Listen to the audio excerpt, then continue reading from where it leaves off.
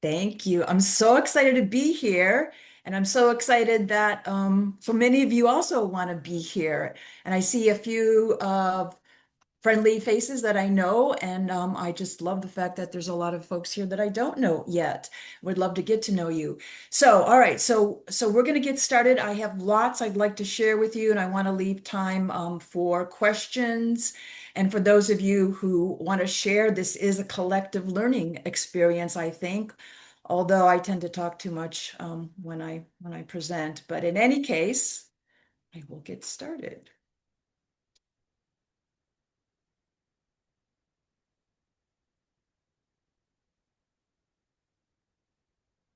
All right, exploring the role of psilocybin in end-of-life care. When I normally give these presentations, I usually cover MDMA, ketamine, as well as 5-MeO.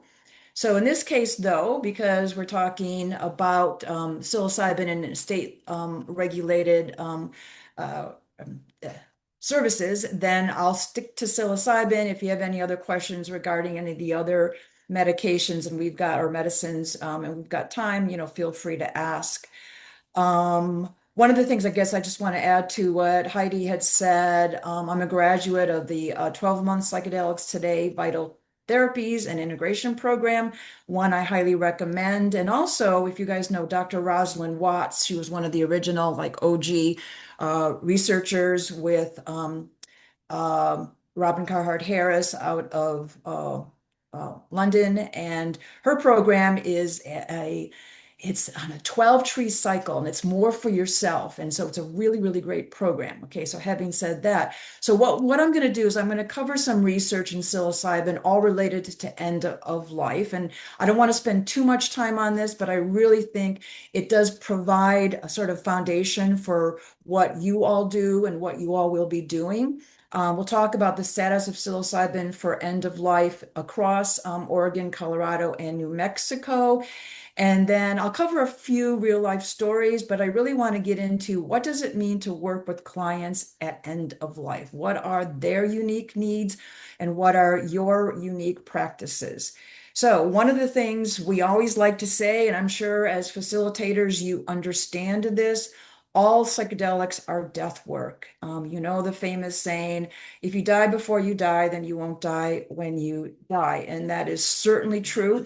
It is certainly true for not everybody, though, and I think that's one of the things we always have to be aware of. Psychedelics work for many of us, and the hundreds of stories I've heard, that is certainly true. But again, it doesn't work for everybody. And then conversely, all death work is psychedelic. And we're going to talk a little bit more about that because we feel that as the veil thins, some people definitely don't need psychedelics to be in that altered consciousness state. And we'll talk about that towards the end. Okay, but why psilocybin? Like I said, I normally talk about other medicines as well, but what we do know about psilocybin is that it is very gentle on the body. And despite many of the drug interactions and health considerations, rarely is somebody turned away to use psilocybin. And everything I'm going to say is within the context of end of life. We certainly know through research that it has a high safety profile and a high efficacy profile. A higher potential for mystical experience and unity consciousness, say, as compared to both ketamine and MDMA, although ketamine certainly provides mystical experiences, but I feel psilocybin has a higher potential.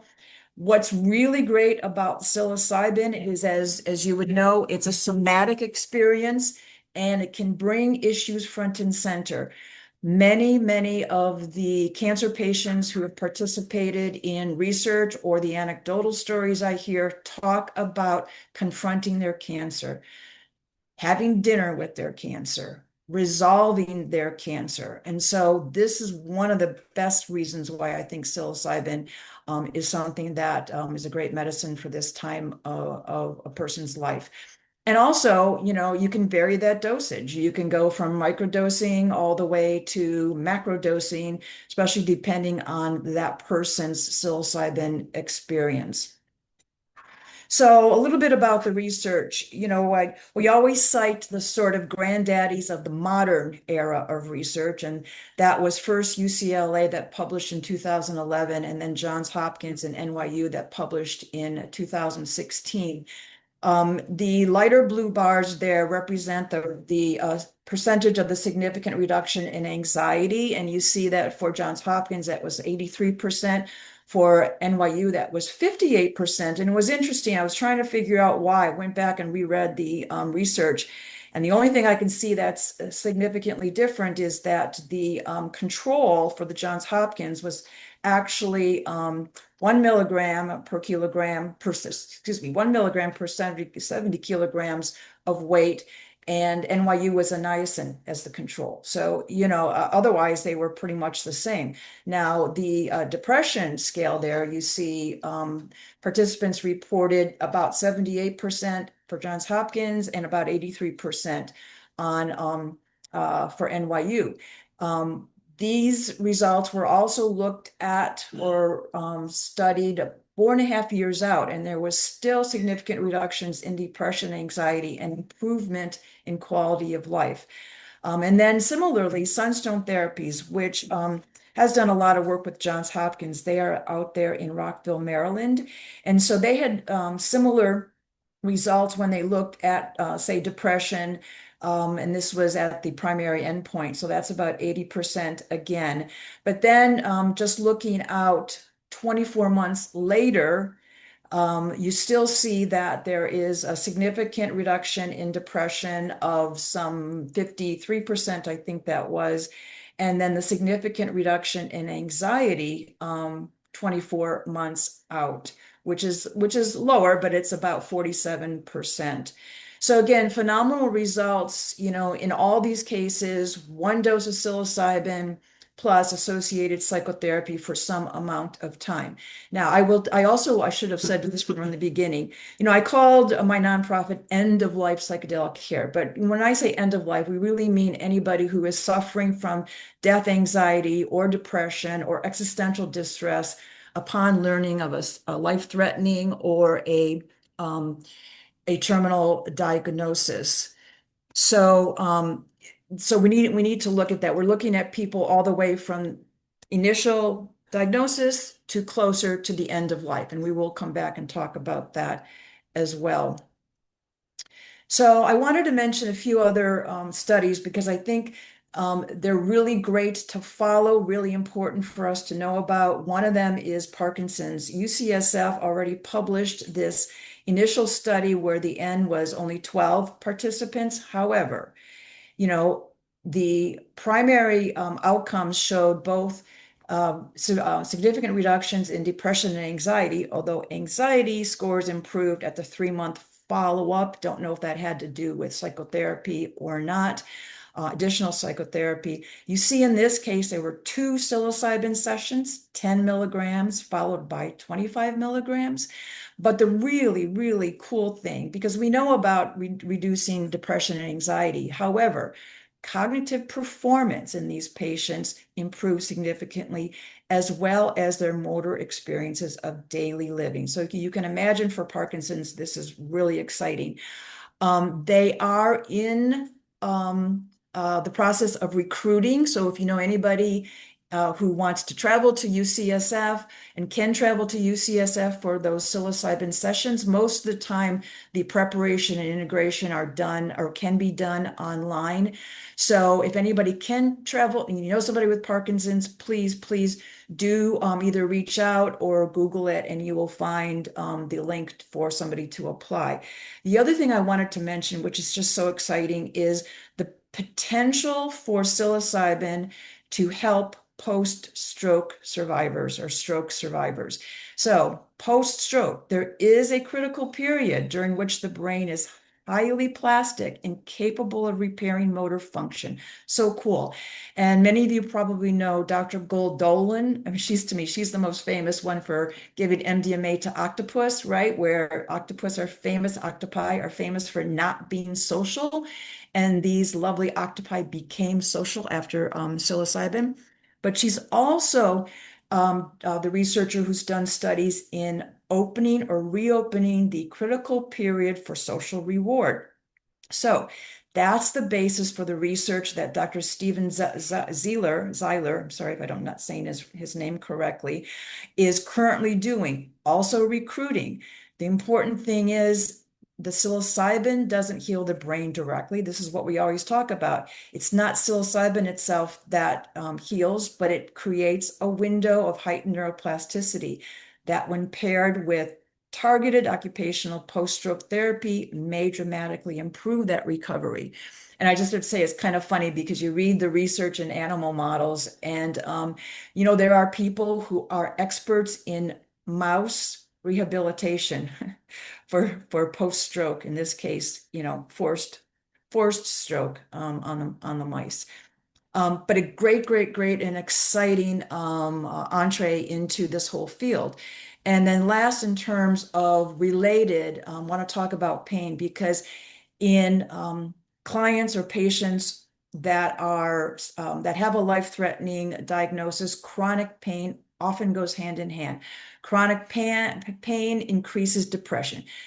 Increased depression increases chronic pain. So we know if you can manage that pain, you can also manage the depression. We know from ketamine, for example, we're always recommending ketamine because of this possibility. It's been used for more than 30 years to reduce pain. 50 years actually, but 30 plus years off label. So again, we go back to, you see that second line there. In a 2022 study, a participant was dosed and her pain went to zero. And this was after she was trying all of these opioids and nothing was touching the pain, but it always wore off by the next morning. However, when she combined it with her previously ineffective home physiotherapy routine, that pain relief lasted 2 weeks. There is also a study being done that's called a psilocybin pulse regimen. This is on cluster headaches. So participants receive 3 doses at 10 milligrams per kilogram, so fairly low doses, and 5 days apart.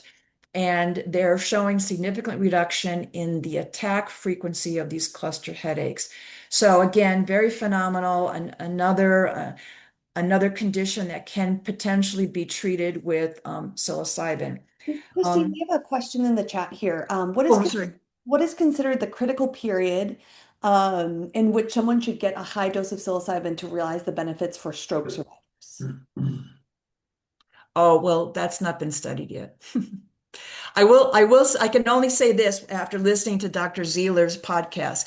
Um, Right after a stroke, no. So maybe this does answer the question. Right after a stroke, no. But there's that period of time where they want to be able to work with the patient they've got stroke occupational therapy down to a science now. But there's a period where they plateau and they want to give the psilocybin during that plateaued period. So not immediately following the stroke, but I don't know if this was 1 to 2 or 3 months following the stroke. All right, so this slide is exactly what I'm not supposed to show because it's got so much on it. You can't really figure it out, but just bear with me. I want to point out a couple of these. So again, these are studies that I think every single one except maybe one are recruiting. So you see that top one. I want to give a shout out because I think this is also really exciting.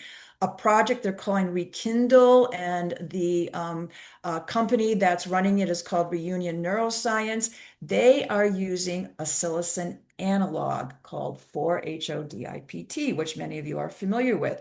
The cool thing about this molecule is that the journey is reduced time-wise, nausea is reduced time-wise, and or not time-wise, but nausea is reduced. And they're looking at patients, they're recruiting for patients with cancer diagnoses, MS, Parkinson's, ALS, and this idiopathic pulmonary fibrosis.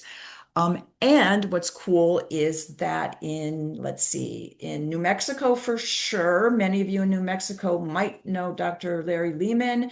So he's heading up the research there. And again, maybe if you, oh no, in this study, the person pretty much has to be in the area because those preparation and integration sessions are generally speaking in person. So New Mexico, great. But if any of you know anybody in California or Florida or any of those other states, and there's going to be up to 40 sites planned anyway, but these are the sites that are recruiting right now. The other one that's really exciting to me is this pragmatic trial where they're looking at demoralization with psilocybin, and all you need is less than 2 years prognosis to live. That is out of UCSF, UCLA, or Sunstone Therapies. Again, Sunstone, that's in Rockville, Maryland. So in this case, if you know anybody who would be willing to travel to California, then you may want to encourage them to participate in this trial. I want to jump down to, I really like this one. There's going to be one for the caregivers. This one's in Canada, though, but I think that's an important aspect for us to begin to look at. Low dose. This is also exciting to me. Diamond Therapeutics is running a study with University of Alabama on microdosing psilocybin to manage demoralization. We know anecdotally psilocybin helps with neuroplasticity and some believe cognitive processing. So this will be really interesting to see what goes on there. Johns Hopkins also is doing a study on early Alzheimer's and mild cognitive impairment. So if anybody you know can travel to the Baltimore area, that would be really cool to enroll in that one. And then down at the bottom there, along with the pain, a study out of UC San Diego that is recruiting is for anybody who's had an amputated limb with limb pain. And I don't know what the scale really is, but all you need is 3 or more out of a scale of 10 to be able to qualify for this. So again, what I really love is the field is exploding. For the longest time, we only could talk about those granddaddies. And now there's a plethora of these studies that are really expanding beyond the anxiety and the depression that we looked at early on. Along the lines with that, so there are other studies that I think are really related, and some of you might have seen this study. Over 3,100 participants were surveyed asking about comparing psychedelics with near-death experiences. And no surprise, there was a lot of overlap. So you see almost 90% in both groups reduced their fear of dying. And between 75 and 85% of the participants reported the experience to be in the top 5 of their whole life and to be spiritually significant. And we really think that, in terms of helping individuals overcome their fear of dying, helping individuals come to peace with their dying and acceptance is because of that spiritual experience. And so I don't know about you, but I can say that I'd rather have psilocybin than a near-death experience. So, I'd say have at it. And then similarly, again, for folks closer to the end of life, they call these end-of-life experiences. Wait, oh, sorry, that's the next slide. All right, I just wanted to point out there was 4 molecules or medicines that they studied. Not a surprise, DMT scored the highest in terms of transcendence and ineffability. Ayahuasca, the highest mystical and positive mood. So the LSD and psilocybin were actually not dissimilar to the NDE for positive mood and transcendence. So very, very, very similar. All right, so now at the end of life, people have what they're calling end-of-life experiences. These are deathbed visions. These are in contacting and talking with and engaging with deceased loved ones. And not in the too far distant past, people considered this a form of delirium. And people are really coming to realize that, first of all, this is really important and can help somebody come to acceptance with their death. It brings comfort. So all of this to me is related in terms of spiritual types of experiences that really helped to ease the fear of dying. So if you work with people toward the end of life and they experience these, they're to be celebrated, knowing that this is an example of where that veil is thinning and people are coming into contact more and more with the other side. All right, we'll talk about judicial and legislative reform. So, in Oregon, because there is no accommodation for psilocybin services in the home, a number of people, we see their names there, facilitators, Jay, Allison, Catherine, and Yolanda, um, are the plaintiffs against OHA to again allow reasonable accommodation under the American Disabilities Act. This is an ongoing lawsuit. OHA filed for dismissal of this suit, and on February 9th, the judge did allow the lawsuit to proceed. And I know OHA is going to go back and again file for dismissal, probably on different reasons. But this does become one way of getting psilocybin services in the home. Arguably not the best way, but it is one way. And Um, Christine, would you mind just moving your mute video bar at the top is blocking part of the screen, and we can also all see ourselves on the right side. So if it's possible to move that away, or maybe just all the way down to the bottom. Yeah, and then the we'll see. I think some of my, yeah. Okay, thanks. yep. Um, Oh, sorry, and the participant screen on the right-hand side, if you could minimize that. oh, It's blocking part of the slides for us. there. Yes, thank you. All right, cool. All right, so another aspect to this that people have tried is under right to try. And right to try, if you don't know, allows patients to be prescribed an FDA investigational drug. So just a drug that has made it through a clinical trial phase 1 and is in active trial status currently. And eligibility is for anybody who's diagnosed with a life-threatening illness, depending on the state, less than 6 months or 12 months to live.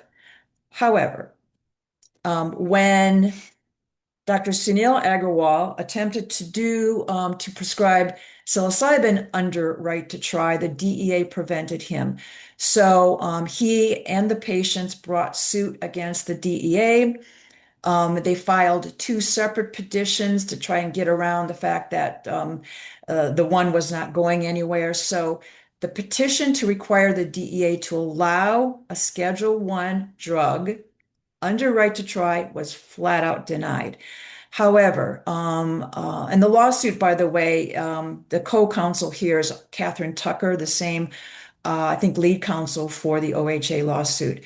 So what they are proceeding with, and this this is all over, and the our media relative to psychedelics and even mainstream media now, this is out of this lawsuit. So DEA has finally forwarded the petition that was submitted to them in 2022. So they finally forwarded the petition to reschedule from Schedule 1 to Schedule 2 to our Health and Human Services agency.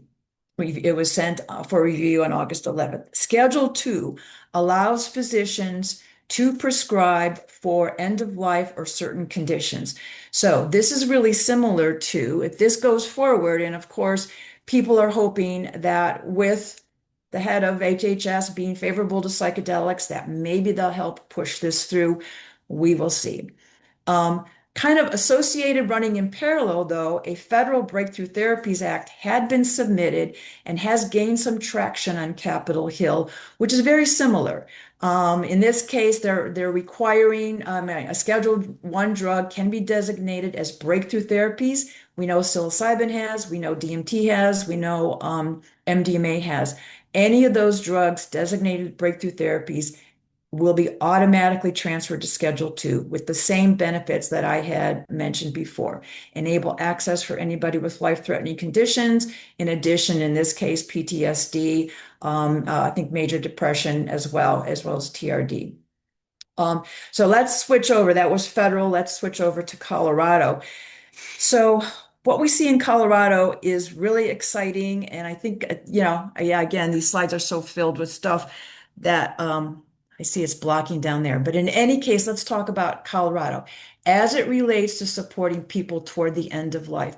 One of the things that's really cool, one of the many things, is that you have automatic dual licensure. I felt this was important when supporting people toward the end of life. Whether you need somebody who understands end of life, maybe it's a palliative physician, maybe it's a hospice social worker, but now they can actually use their license to practice. You also have an expanded definition for healing centers. So rehab hospitals, convalescent centers, nursing care facilities, hospice care, ALFs, and home care agencies can all be approved, if they go through the process to deliver psilocybin services. Then, of course, in the home, really cool. And I want to point this out for a couple of reasons for anybody in Colorado who doesn't know that that this exists in this fashion, or for when Oregon can maybe file legislation to enable again or allow for psilocybin services in the home. Okay, so a bunch of factors are going into this, though, a bunch of criteria. So the client has to be receiving or eligible for palliative care, has to be considered homebound or disabled, and you'll see all of that information in the rules. The facilitator must own, be employed by, or contract with a healing center. The licensed facilitator requires 50 hours at a healing center or holds a specialty certificate in palliative or hospice care. There must be a second facilitator present or the session has to be recorded, requires an in-home safety check. And I think there's two more. No one under 21 years old may be present, and only individual sessions, no group sessions. So in any case, this is quite exciting that you can in fact have in the home services. So now let's go to Oregon. So Oregon, there was legislation amended, thank you, Heidi, for dual licensure, but not to practice yet.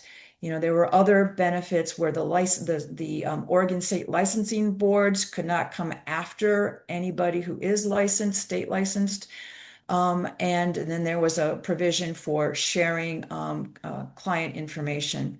Oh, and Um, just to be clear, there will be starting in January 1st, if you hold the facilitator's license and you're one of the 7 named boards under HB 2387, you will be able to practice under both of those licenses for preparation and integration. For preparation integration. Cool. Thank you. Thank you. Thank you. I'll add that. I want to give a shout out, the Advanced Illness Coalition, which has developed guidelines for palliative care, psilocybin for palliative care patients. We'll be speaking on October 30th, and I know Heidi will put that, or if she hasn't already put that link in the chat. We know proposed in-home services, we have the lawsuit, and we're hoping at some point in time we'll be able to file legislation to bring that into the home. So One go. additional question in the chat, Christine, would you be able to share these slides out after the webinar? Or just Yeah, yes. Thank you for reminding me. Yeah, I'll send these to Heidi, which is why I put so much on these slides, and I also include the sources always if you want to go and go back and take a look at this. All right, now New Mexico. Congrats to New Mexico for the first state legislated Mexico medical model. In this case, because it is a medical model, it's approved for qualified conditions, including end-of-life care, has to be administered by trained licensed medical or mental health professionals.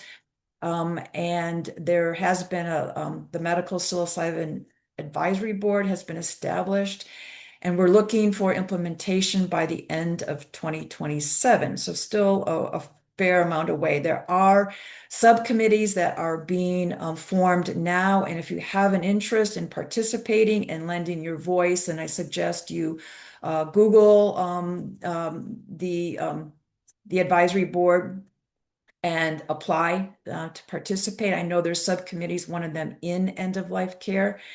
And right now, there is no provision for in-the-home services because it has to be administered in an approved setting, which did not include in the home.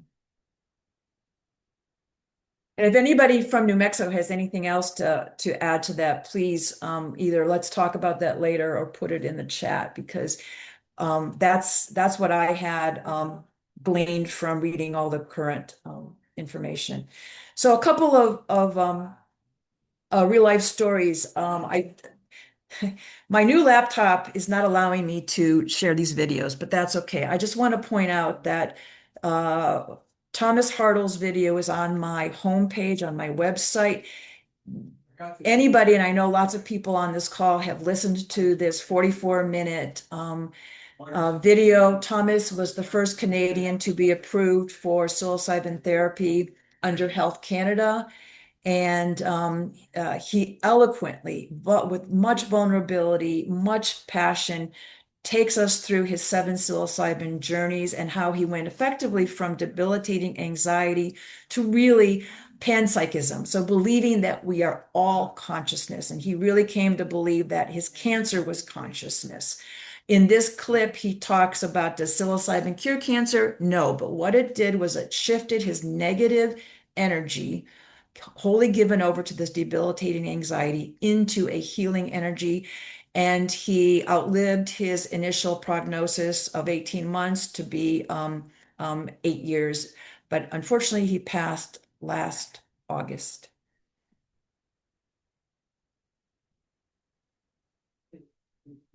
A few stories I thought I would share too, although I'm going to look at the time here. Okay. Um, 3 of these, and these are all from, I think, the Johns Hopkins studies published in 2016. So Ellen had advanced cancer with a deep fear of dying, a need for control, and a burdening her loved ones. So these are all things when I talked about earlier about us, we'll review what are the unique needs of people toward the end of life. Well, there's 3 of them right there. And so during her psilocybin session, that control dissolved. She had a powerful vision of death, not as an enemy, but as a dinner guest at her table. Instead of viewing cancer as a betrayal, she saw it as a part of life's larger rhythm. Now, Tom, and this is a really important story as well, he had an underwhelming trip. But during the journey, he said a presence said there's absolutely nothing to be afraid of, and he felt overwhelming love. Now, he rated the change as modest, yet the facilitators and his family all said that he was more open and loving after the treatment. And he stopped talking constantly about his fear of dying. So, there was a benefit, but clearly not like Ellen or not like Chrissy's story, which is next here. So she had metastatic breast cancer and lifelong general anxiety disorder. So I loved her vision here of a Ferris wheel and cycles of life and death. She relived her own birth and, like I've mentioned, symbolically confronted her cancer. Afterwards, she felt a profound sense of connectedness. Her previously high anxiety had melted into a feeling of unity and acceptance, and she returned to her job and reported that she had no longer paralyzing worry. So again, as we say, psychedelics are not for everyone, but when we hear the stories, they have helped so many people. Christine, Um, and just a heads up, we had one correction just on New Mexico. So the advisory board is still in the process of appointing folks, but they should be appointed and announced very shortly. And we added a link in the chat here. Oh, excellent. Thank you. Thank you. Yes. Like I said, anybody who wants to apply for a subcommittee role, especially an end of life. All right, now we're going to switch. I don't know if I should stop and take questions now, or do you think I should just keep going, Heidi? I think we've answered just about all the questions in the chat. So we can pause for a moment if anyone has additional questions on what's been presented. Otherwise, we can move forward. So we'll give it a few seconds to see. I had a quick question. Why group sessions are not allowed? Is it just because to follow the standards in research or safety? All right. Oh, they are allowed, and I'll come to that later, I can tell you right now. So in Oregon, for example, and I'll give a shout out to Amanda Gerasi because she's here. She runs grief retreats outside of, I don't know if you do it outside of Portland or only or in Bend only, but you can drop that in the chat, Amanda. So grief retreats, and then Survivorship Collective is a nonprofit that sponsors psilocybin retreats in Oregon. They're going to look to Colorado and New Mexico as well as it comes online, but they have hosted two psilocybin retreats in Oregon, which, I wanted to mention from the standpoint of when you look at how you can serve people toward the end of life, it's not just in one-on-one situations, in a licensed service center or in a healing center, but that these other capabilities are available. From a research standpoint, there hasn't been a lot done. There's real world experience, and on different presentations, I talk about those. So hopefully that answered your question. Well, and in Colorado, the regulators there did decide that for homebound use, they're not allowed to be group sessions, but there are group sessions in the healing centers that are allowed there. It's just this is the first time that at-home use will be allowed under theirs, and so they have kind of a tighter definition, just or the restrictions to start with. Exactly. And then whether it's in a palliative care center, that there can be groups. Yeah, definitely. Okay.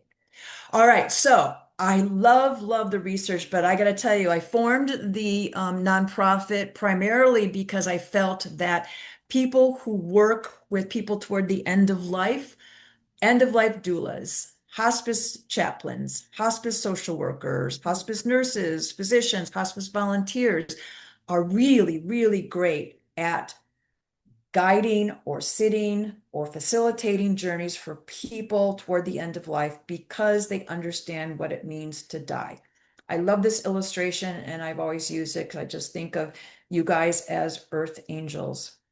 So another reason why I founded the nonprofit and why there's a lot of us working to do this, and a shout out to everybody that does, is that we know we need to reframe death and dying from the westernized medical model that it had become. Dying and death is a sacred journey, a universal sacred journey. And we all have a wise and interior death mechanism. We have an ability to recapitulate, to summarize. People go through the life review and it's one way to come to an acceptance of their death and of their life. And we are programmed for meaning making, continued meaning making. And we know that psychedelics can really help us in reforming what we've made of our lives, what we come to mean about our lives, resolve them, and have that connection at end of life. So this is the reason why we do this. And what's interesting to me for people who choose this path to work with people who are toward the end of life, there's a lot of different roles that you can take on. And you can simply be a facilitator. Being a facilitator is really important. But I think to be aware of some of the other roles that are possible to take on. You're a trusted advocate. A lot of times these people need advocacy with their care team, their primary care team, or with their families. And sometimes you become that mediator. We'll kind of talk about that later on as well. Providing grief support prior to your client passing, post your client passing for the loved ones. You become that collaborator or the coordinator for a collaborative team. So a lot of different aspects of this that is quite possible if you decide to take on this work, which also begs the question and lends itself to, in this work, there is a greater need for collaboration. Many times you need that medical clearance. I put, Ben Malcolm's handsome face up there because a lot of us turn to him for not just drug interactions, consults, but also uh, for health considerations. And I saw Kristen Spear is here as well. So Kristen, drop your stuff in the chat if you don't mind. She also does psilocybin medical consultations. Yeah, so do that, Kristen, please. And then, sometimes if you are an end-of-life doula, then I would suggest having an experienced facilitator, or if you're an experienced facilitator, to collaborating with an end-of-life doula or chaplain or spiritual counselor when needed. And of course, what should be here, and I don't think it's here, is with the psychotherapist as well. Although, oh no, it is psychotherapist and social worker, psychotherapist. Um, but I will tell you, when you're working with people toward the end of life, psychotherapy is not a given. Many times, people go through their journey and that's it. They're one and done, and we'll kind of touch on that in a little bit as well. So I really want to come back to this. I alluded to it up front, but as the veil thins, as that individual gets closer to the end of life, choosing the medicine, and we use that term in terms of we are the medicine, other integrative practices are the medicine. Our goal is to help this person have as good a death as possible, to come to that peace with their death and dying. So yes, psychedelics. And I certainly know people, and perhaps yourself as well, that work with psychedelics when an individual is really close to the end of life. And normally what I talk about is if you're working with MDMA, that's probably best closer to when a person has first been diagnosed, not when they're really close to the end of life because of the impact on the heart and the blood pressure. However, it's an amazing medicine, as you guys know, for heart opening. So if you want to forgive somebody, or if you want to repair a family relationship, or you want somebody to forgive you, then MDMA is a great medicine. Many people I know use 5-MeO close to the end of life in very, very, very low doses, because of that trajectory being only 15 minutes or so, and you can decide if you want to redo one. And then when we talk about psilocybin, we talk in terms of depending on the experience, the psychedelic experience of your client. It's like, well, then that dictates how much medicine, also their health condition, and understanding that people's digestion systems slow down, metabolism systems slow down, and it's harder to digest as one nears death, which is why something like 5-MeO works, or something like ketamine that can be injected can work.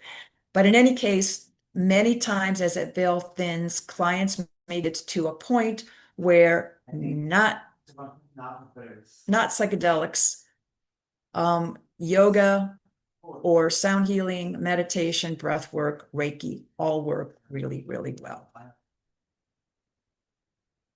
Oops. So where did my slides go? All right, let me go back here. That was weird. There you go. We are still seeing, we're seeing Zoom. Oh, there we go. We're back. Yeah, yeah. Okay, good.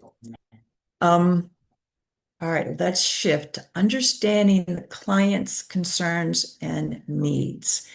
Let me move this again.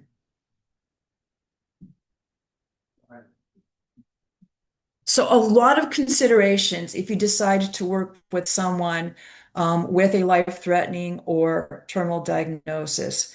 So we'll start with physiological. As you can imagine, if you're given a cancer diagnosis or other life-threatening diagnosis, you're dealing with the treatment for that diagnosis. So whether that's chemo or radiation or something else, then your client is dealing with that. They're also potentially dealing with pain management.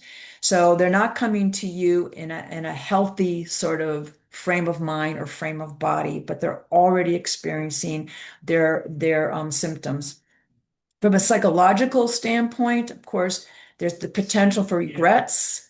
There's unfinished business, there's guilt, there's shame, there's, we talked before, that fear of dying. One of the things that we always worry about is a client isolating themselves. Cancer is known as the disease of isolation. And that leads to a hastened death. So well, not if, but when you're working with people toward the end of life, then it's really important, and I was going to mention this later too, to make sure that support network is in place, that care network is in place for your client. Of course, it helps with reducing anxiety and depression. But as you also can think of, like, you're letting go, you're saying goodbye to everything you hold near and dear, and how that must play on your psyche. Then, of course, there's existential distress, this demoralization, your feeling of worthlessness. There's no reason for me to go on. There is no meaning, there is no purpose. So to understand that, and these are all questions then you start to talk about with your clients. Excuse me. That was my son's phone. uh, then there's the sociocultural concerns. So asking your client and talking to them about their beliefs and rituals around death and the afterlife. Really important to know if they believe in fire and brimstone. Do they think there's the potential for them to go to hell? I think psychedelics, if they're willing to open them up to the possibility, psychedelics can help them realize that there is no hell and they're not going there. Um, Family dynamics, really, really important. And again, we'll talk about that in a little bit. The community support. Does your client have community support? And this actually goes beyond just the care team. In a lot of communities these days, there is this in community sort of death work where neighbors come, neighbors check in on the individual kind of on a rotating basis. But then on your client's side, try to gauge their receptivity to outsiders' help. This is one of the things we talk about in terms of preparation. Is your client able to ask for help? And this is important for you to kind of suss out when you're talking with your client. You need to understand who makes the decision. Is it the adult daughter? Is it the adult son? Are the adult son and the adult daughter warring? Is it a healthcare surrogate? So who makes the decisions for that client? Especially important if you work with somebody closer to the end of life. The other thing to realize is there's caregiver fatigue. So when you're working with a family member, don't be surprised if they also are ill, suffering from anxiety and depression, and are really irritable, because trying to take care of a loved one who is sick is very, very, very difficult. And then grieving before and following dying. I mean, this is really important, and why, we hope more people turn to psilocybin. Well, if they feel that it will help, they turn to psilocybin to help them process and manage their grief. And then you need to understand what's going on spiritually. So I alluded to the religious beliefs. Do they believe in a divine being? Are they an atheist? We know that many atheists have participated in research, and I'm sure many of you have facilitated journeys with atheists, and many of them come out of that with a sense that yes, there is something bigger than themselves, at least, and maybe they connect with nature. So they can come out believing that there is something more and find beauty in that. Do they believe they can retrieve their soul? Can they look back at their ancestral and transgenerational issues? And many people toward the end of life feel they have to resolve them. And as you might know, ancestral trauma is a very, very, very complicated thing and may not be resolvable, especially if someone's dealing with all these other issues. So to try to really understand what's going on in your client's mind, not easy. Um, and by the way, will require more than one preparation session. It's really getting to know your client and finding out really what's important to them. All right, let's switch gears once again to unique practices now when working at end of life. And this pretty much has come out of, I partnered with the University of Chicago researcher, Zach Arrington, on a psychedelic death worker study. And some of you participated in that with us. And, out of that came a lot of learning about what facilitators experience when they are working with somebody who is toward the end of life. So we're going to talk about working with families in a little bit more detail, informed consent, how that is going to be yet again a little more different, a little more comprehensive, if you can imagine that, than the informed consents you already have with, I know I've seen the one from Oregon, can only imagine what Colorado's looks like as well. What preparation and integration looks like. The topic medical aid in dying always comes up. Spiritual practices, both on the part of you as a facilitator and on the part of your client. Energetic hygiene, really important when you're working with people toward the end of life. Oh, I wrote medical aid in dying twice. Great, it's really important. And then psychedelic services related to end of life. And this is where I was going to mention retreats. So family participation. If there are family members in the area, always recommend to educate, educate, educate, educate. They may be afraid of what the psychedelic is going to do to their loved one. And one of the things to keep in mind is, if this family member comes at it from a sort of scientific point of view or a kind of like, well, I don't know that this is helpful, then you can talk to them about the research that has been done and the high safety profile for this. But the other aspect of this is, their loved one may come out on the other side different, not wanting to let that adult daughter make the decisions for them. So they need to understand that their loved one may in fact change. You can engage them as part of the care team so that they are there. Well, they're certainly going to be there, and they certainly need to know what to do when you aren't there. They can actually witness or support the journey. And this is all like options um, discussed, with the family members or friends and the loved one. Um, so maybe witnessing or supporting the journey may be sufficient for them. Maybe participating in their own journey or having a group journey with them is a possibility, but you have to be very, very, very careful. I have heard too many stories of where the family dynamics would not have supported a positive outcome. And, it may be best that the family member is engaged in their integration, or maybe they do separate journeys, like I said, and then integrate together. You just really need to figure out what's going on with that, the family dynamics there. I mean, there was a one story where a wife and husband agreed to journey together, but what the wife wanted was her husband to beg for forgiveness for an affair he had many, many, many years ago. Well, when the husband heard that, it was like, that was not his intention for the journey. So, when those intentions are so misaligned that they're going to create friction, then it's like, nope, not doing it. There was another story where the daughter was at odds with her mother, and they thought about doing a group journey. And as they talked about what their respective issues were, it's like, no, let's not do a group journey.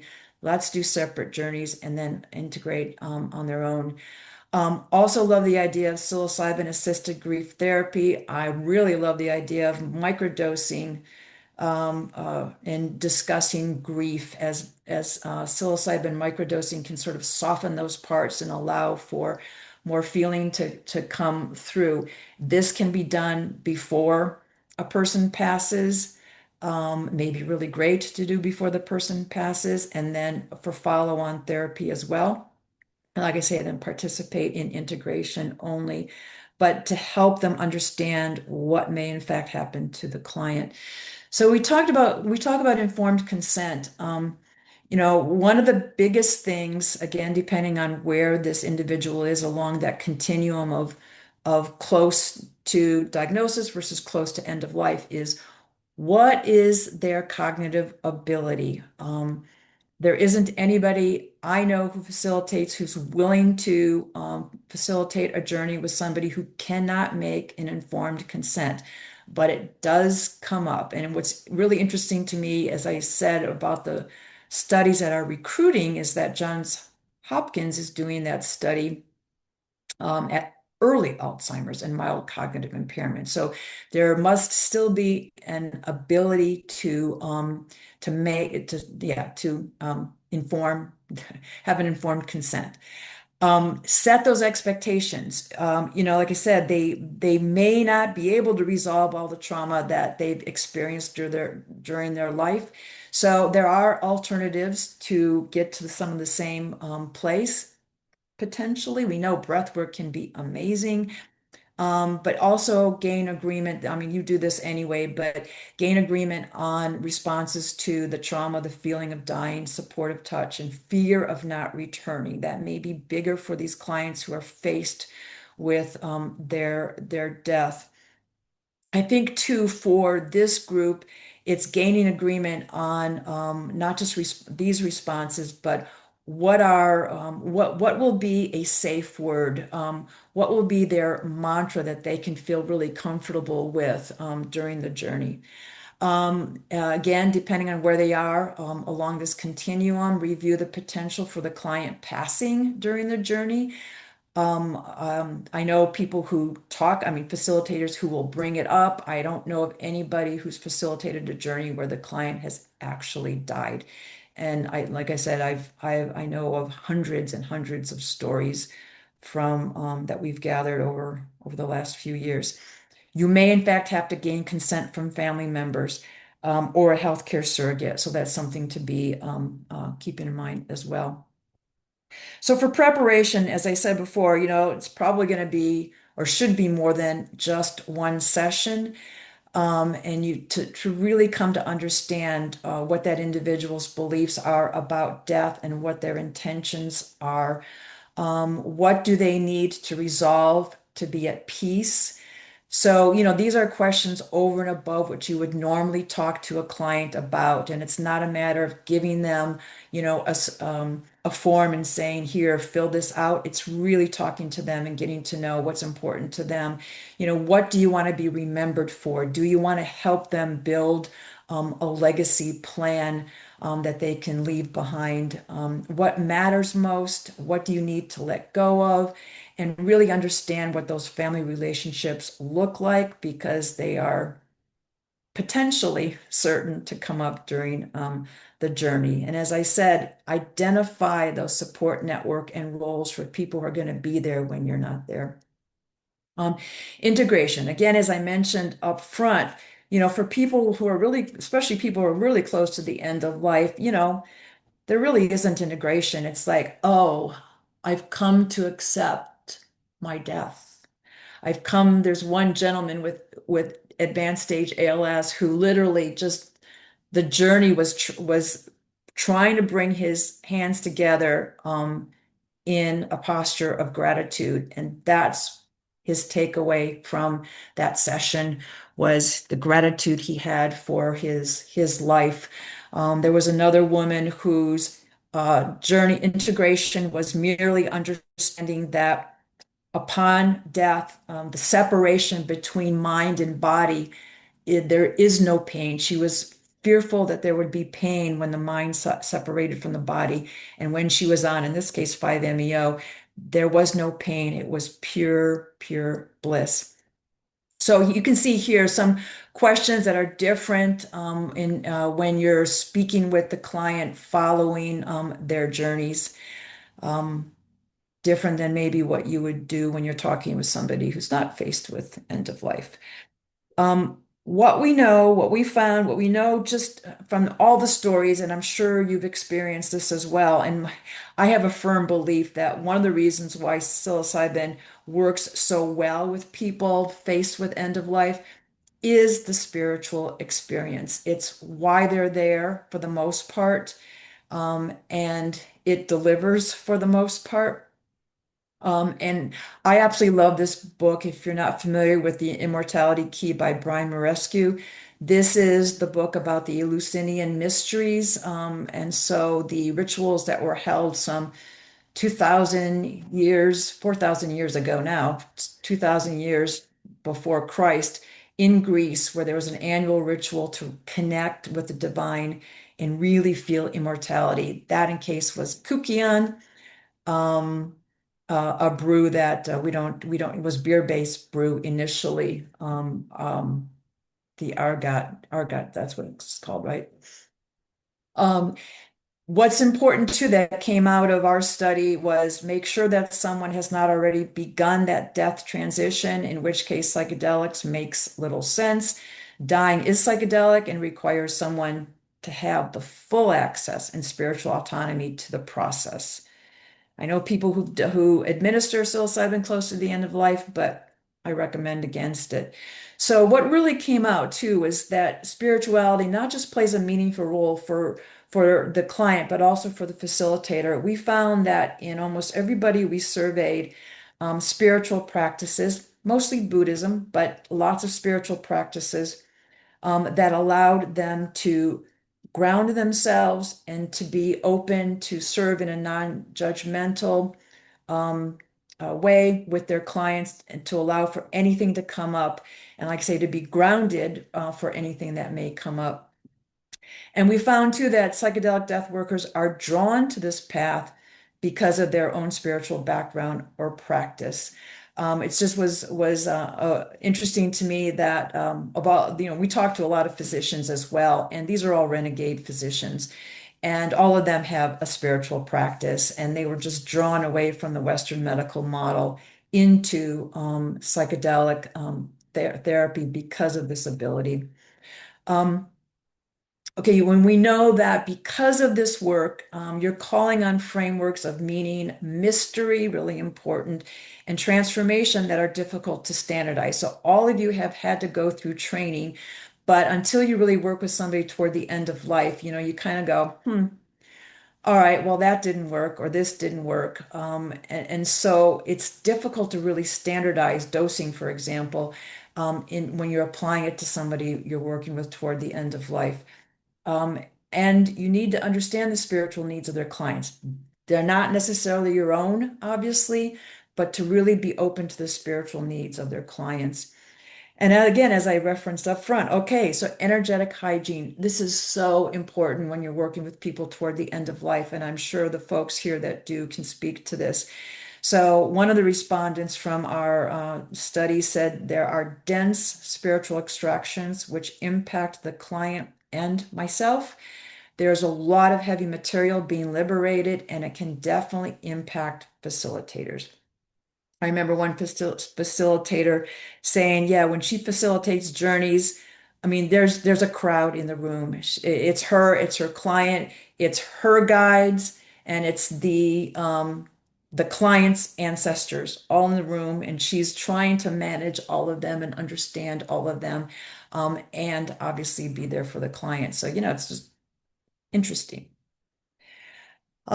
So some tips. I participated in this training, and so Catherine Hargraves has this whole the ethics of energy series of courses that are really excellent. She dives deep into working with entities. Most entities are benign, are benevolent, I should say, but every once in a while, some are not. And what is it that you need to do to protect yourself and to protect your client?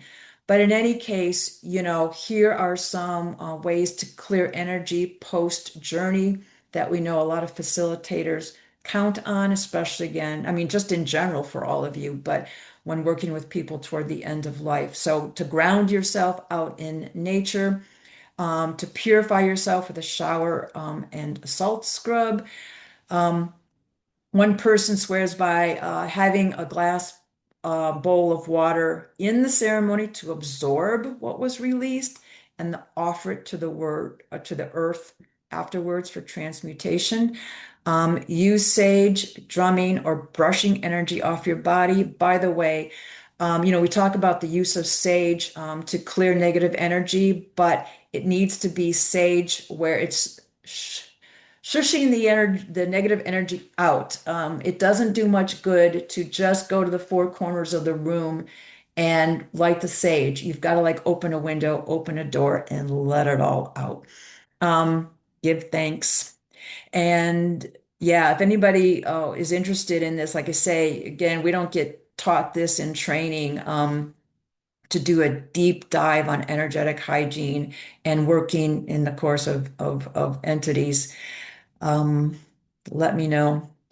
And as I said, medical aid in dying always comes up. And I've never heard any stories where a person worked with a client where they were going to take the medical aid in dying, but first wanted to do the psychedelics.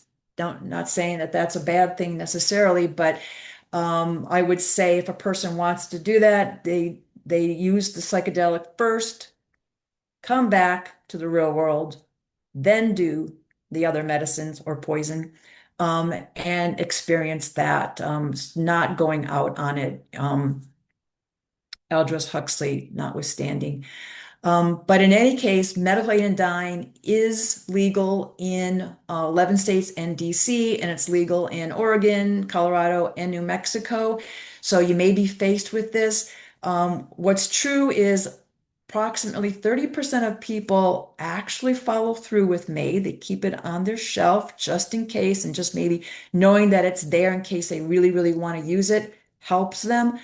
However, what's really cool is that psilocybin therapy, anecdotally now, um, can reduce the use of MAID, or flip side, it enabled clarity on the use of MAID.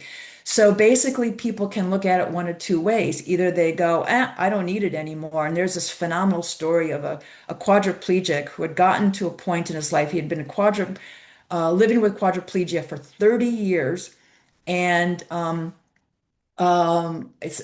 forget what happened, but he was then rendered sort of immobile. He used to do a lot from his wheelchair, but he was rendered fairly immobile and in a lot of pain, and he just wanted to die.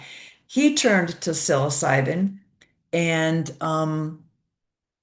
got a new lease on life, an amazing new lease on life. Met a woman, fell in love, um, say lived happily ever after, but he is living happily now. And he's going to be on a panel I'm doing October 22nd to talk about it. So yes, it can reduce that use of MAID, or it can enable clarity on the use of MAID. Group psilocybin therapy. So to Eugene's question earlier on, there's Survivorship Collective. If you're interested or your client wants to know more about that, survivorshipcollective.org. I also mention it because I think for any of you in Oregon, in Colorado, and in New Mexico, when it's possible, is to put together these kinds of retreats. We know that in the case of Survivorship Collective, they actually have a very long waiting list. So there are people who are interested in participating in group psilocybin retreats, who are at end of life. In Survivorship Collective right now, only cancer survivors are what they are accepting. So, that's also like a lot, leaves out a lot of other people. I mentioned Amanda leading grief retreats. And so this is another idea for you to like get engaged with and start to build protocols around. And then also a friend here, I live in Ashland, Oregon, and I absolutely love Omnia Group and Anna. And so the need for psilocybin experientials over and above what your own experience is as part of the practicum or as part of your own personal experience, to participate in group experientials to explore death and its mystery. So all those as ideas for you either to participate in or maybe ideas for your own businesses. Microdosing. I would love to see microdosing groups. I wanted to do one here in Ashland. So for people with cancer or people with terminal illnesses or people in grief, to have microdosing support groups set in your licensed service centers or healing centers, I think would be amazing. We know anecdotally safe neuroplasticity effects, improved cognitive processing, and improved motor skills. Anecdotally, but my feeling is why not? Why not try it at least? Is I guess what I mean. I also want to mention ketamine therapy. I know like today we're talking about psilocybin, but I have so many stories of how great ketamine is. So I got to thinking, you are all trained. So what if you were to partner with a ketamine clinic, and you've got Seth Mayer and Steve Rozanski that I know of in Portland. There's Ian Lupke here down in Ashland, and to partner with them where if they're willing to prescribe, in this case, it would be probably sublingual troches or lozenges in the home, that you be that facilitator in the home and do this work from that standpoint. So, if you're interested in that idea, hit me up and I can tell you more why I think that's a great idea, why I think it's a great idea. A couple of resources, of course, my website's we've got so many resources there. Lots of videos. That video with Thomas Hartle is there on my homepage, I had already mentioned. We run an online support group. So if you know of anybody, if you have a client who would like to participate in a biweekly support group, there's an amazing facilitator who does that. And that's on my website under Journey Circle. Tons of articles there as well. We also host the only practitioners directory where you have to be experienced in both psychedelics and end-of-life care. Also, for any of your Christian clients, there's Ligare that offers support. And for any of your Jewish clients, there's a Shefa, Jewish Psychedelic Support Organization as well, and a number of others. Just Rabbi Dan Goblat in the San Francisco Bay Area. Yeah, so let me see what else I got. Oh, yeah, and this is on my website as well. So, how to decide if psychedelics are right for you. That's under, I think the connector directory page. And I can put this in the website, but all right, I'll stop there. And anyway, all right. Thank you for bearing with me. Thank you so much for that. We do have one additional question in the chat here. Is there any experience using psilocybin in individuals with autistic spectrum disorder? How much cognitive function is required? Could there be benefit for someone who cannot engage in a conversation? I don't know if you're aware. Yeah, that's I saw that. I have to tell you guys, I mean, it's hard enough for me to remember stuff on end of life. So trying to read the other research. But I did see a headline. So I would just say go Google it. They are doing research. And I don't know if it's psilocybin, actually, but in any case, if you Google psychedelics and autism, you'll find research. And you're right. I mean, there's the potential. I don't want to say, psychedelics don't cure everything. We got to be careful with that. Um, but who knows? All right. Anybody got any other questions? And feel free to raise your hand or put your question in the chat and we can read it up, but you can also just come off mute if that works for you too. Yeah, I would love to see your face and ask the question directly. Hi. Question with regards to the use of psychedelics with individuals who are diagnosed with a neurodegenerative disease such as ALS, MS, Huntington's, with already the alterations that are coming due to the cognitive changes due to the disease and the breakdown, what would be kind of a safest approach if this is something that they were interested in? Because I mean, again, their brain is breaking down. So wanting to be safe in not wanting to create any other potential issues. So is there any extra ideas or I guess I would say just tips and ideas with regards to individuals with neurodegenerative diseases and the use of psilocybin? And okay, so for psilocybin specifically, well, let me mention a couple of things. So we know there's a couple of research projects going on. First, the one with Reunion Neuroscience. So we'll be able to collect some information about that. There's research that will be going on in Europe as well. They got funding for individuals with neurodegenerative diseases with psilocybin specifically. And then you've got the Parkinson's research coming out of UCSF. So I would encourage you to read that research paper. But this goes back to collaboration, and I see Steph is here, and I know that they'll talk a lot about this on October 30th. But you need a medical clearance, clearly, a medical clearance, and let that physician help you decide as well as whether or not you need support during the journey, because yeah, I'll just put it that way.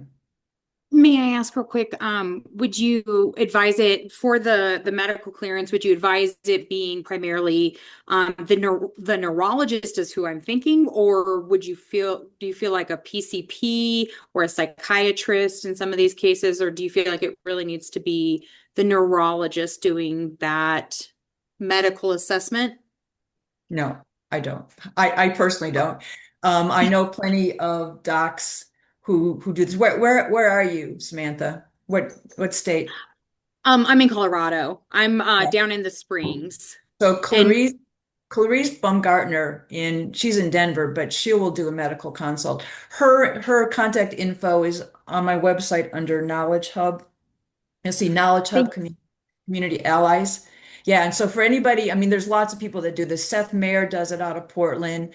Um, Michael Hottie does it out of Hood River. When I say out of Hood River, it really doesn't matter because they do most of their work online. But yeah, you have Seth Mayer, Michael Hottie, and Clarice Baumgartner in Colorado for sure. You've got Ben Malcolm, you've got Kristen Spear that also do consults. But no, it doesn't have to be a neurologist. I'll also add we have a client education guide both in Oregon and Colorado that have a list of medical providers. We found that a lot of medical providers aren't psychedelically aware. So there are medical providers who kind of specialize in this.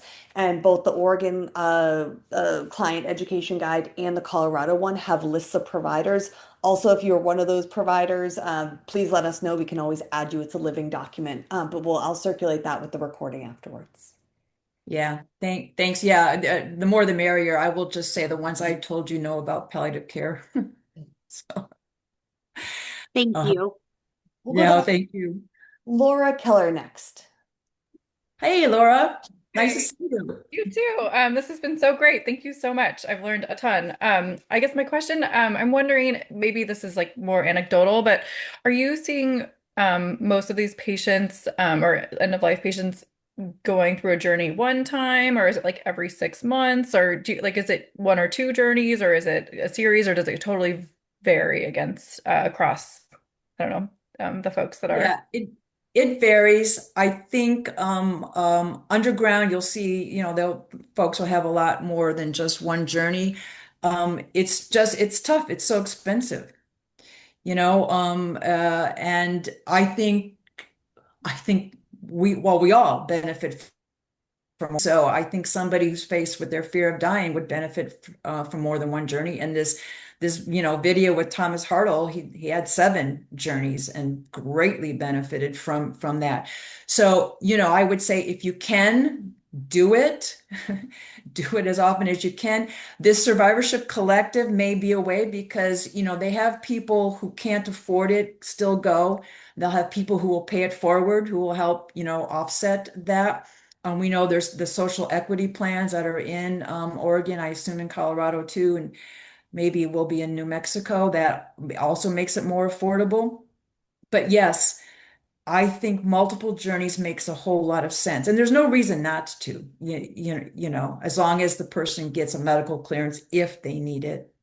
Well, and as I said up front, despite there being all these health considerations, people aren't turned down that often. Thanks for Thank that. you. All right, we have Mandy, and then we'll go over to some questions in the chat. Mandy? Hi, I had a question about a friend she's 35 and has stage 4 inoperable pancreatic cancer. And the pain is so intense that she's on so many medications. I've talked to a few different people and it's gotten past the point of probably doing any work with psychedelics, but watching her being so young and being so angry and grappling with dying at this age, would you have any suggestions on ways to support? Because I saw in the slides you mentioned the isolation. She doesn't want any friends, any family to like come and be with her, see her in this state. And so I'm just looking for anything at all that might be of support for her. Yeah. Kudos to you. That's so sad to have to deal with. Okay, where are you? Where is she located? We're both in Denver.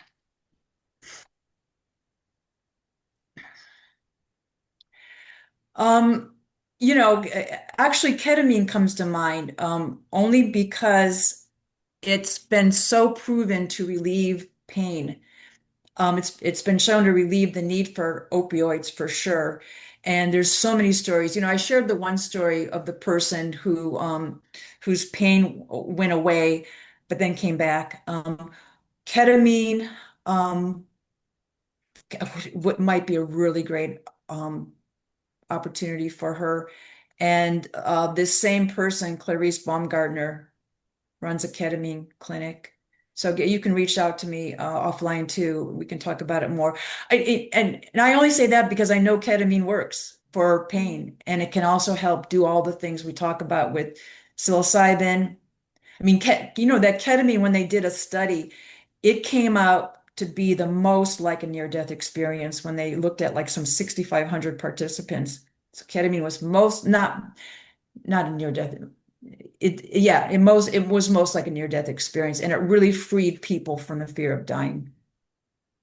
Thank you.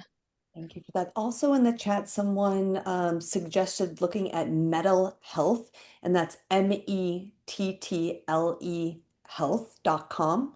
And several other people also recommended that for you, Mandy. And do they want to say mental health does what? Or, I mean, for doing medical consults, is that in that I'll context? speak up. Yeah, Chris, it's Amanda. Mental health is an online palliative care support system. You hire them per hour, and you can work with a social worker, a chaplain, an MD, and a lot of them are also trained in obviously trained in palliative care, but some of them have also done psychedelic training. So Where are while they at? they're not, yeah, Amanda, this is yeah. Amanda's coming in from Amsterdam. I mean, the Netherlands, wherever you are. Yeah, it doesn't look like that behind me, but yeah. So it was started by BJ Miller, who was our director at Zen Hospice Project, UCSF palliative care doctor. Maybe you've seen his TED Talk, seen his book. And then he reached out to other UCSFers, and they have this, I sort of call it like boutique palliative care because it has a Yeah. little bit higher cost. But if you can't get outpatient palliative care where you are, or if somebody's not currently inpatient, you can hire them. And I've worked with them, but I've also used them for my own palliative care needs for my family members. So they're great. Cool. Will they do online consults? Yeah, it's all online. Oh, it's all online. All right. Excellent. Thank you. Thanks for sharing. And I think we have time for about one more question, and we have one in the chat over here. What about patients with dementia? Say that again. What about patients with dementia? Yeah. Well, as I said, you need a client to provide informed consent. If that client cannot provide informed consent, then it's like a no-no. That crosses an ethical boundary for sure. I will tell you my very personal opinion though. I would like to see 10 years, I don't know, 20 years, psilocybin and other psychedelic medicines to be treated like any other kind of medicine and prescribed for any condition, which could include dementia. But, until that research is done, we're not going to see it. And it's like, how do you do that research? I don't even know.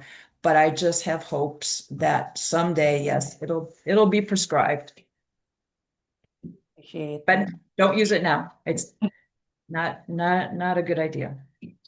Thank you so much. And Christine, if you wouldn't mind just dropping in your email into the chat here, and we'll make sure to circulate the slides and the recording. It'll take probably a day or so for us to get it posted, but we will circulate that to everyone. Is there one more question? That was it in the chat. We have about 2 minutes. If there's a quick question, we can do it. Just raise your hand or come off mute. Oh, cool. Yes. So there's also shift healing that we'll do off of Karen. Yeah, cool. All right. Yes. My put eolpc.org. And also wanted to plug the webinar that we're doing again on October 30th. I know if there's anyone from Advanced Illness Coalition that wants to say a little bit about it, feel free to. I can drop the link in the chat again. They've put together guidance initially for clinicians, for clinicians who have patients that might be interested in psilocybin therapy. And they've recently put together another guide specifically for facilitators and service center operators here in Oregon for considerations for them in working with folks on palliative care, in palliative care. And I'll drop that link for those who are interested in registering for that webinar. All right, that puts us at the hour. Christine, thank you so much. Any last words?